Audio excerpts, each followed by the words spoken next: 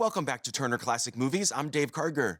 Earlier tonight, I was joined by our special guest, Caden Mark Gardner, who's co-written a book with Willow Caitlin McClay called Corpses, Fools, and Monsters, The History and Future of Transness in Cinema. It's a fascinating and well-researched exploration of the way that trans people have been depicted on screen ever since the silent era, and how the idea of transness has evolved in movies over time. Caden helped me introduce two films that are featured in the book, and up next is another one, a movie that sets out to tell the story of one of the most celebrated trans figures of the 20th century. From United Artists in 1970, it's the Christine Jorgensen story.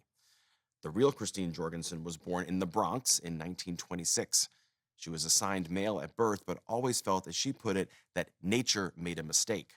After serving in the U.S. Army, she began reading about new developments in medical science and found a surgeon in Copenhagen who was experimenting with hormone therapies and sex reassignment procedures. In the early 1950s, this was still highly untested and came with significant risks, but Christine put her faith in her surgeon and underwent a series of procedures.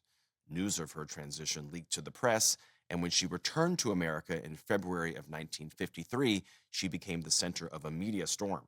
She handled the publicity with tremendous poise and strength and quickly became a celebrity, both as a pioneering trans woman and also as a cabaret star. Nearly 15 years after her first procedure, she published her autobiography, and it became the basis for the film that you're about to see. Of course, like most biopics, this one takes liberties with the story, but it offers a sensitive portrait of transness at a time when that was rare in the movies. From 1970, directed by Irving Rapper and starring John Hanson, The Christine Jorgensen Story.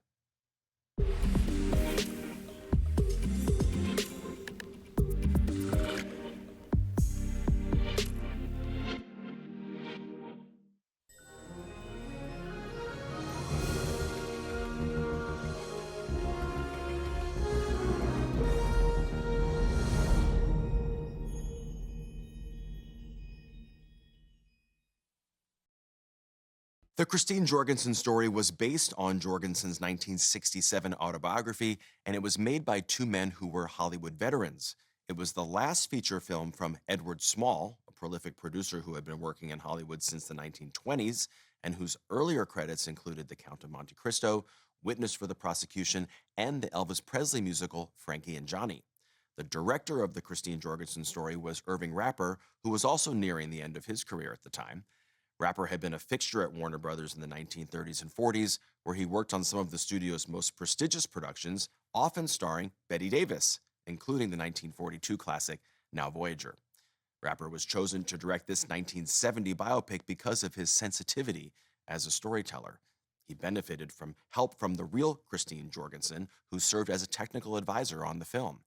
She was so committed to the project that she and her family even donated heirlooms and jewelry to the actors to add a sense of authenticity.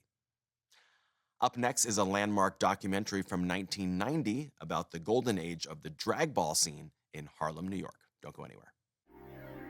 Next on TCM, Paris is burning, then Dressed in Blue, and later, Calling Dr. Kildare. Keep TCM on speed dial tonight.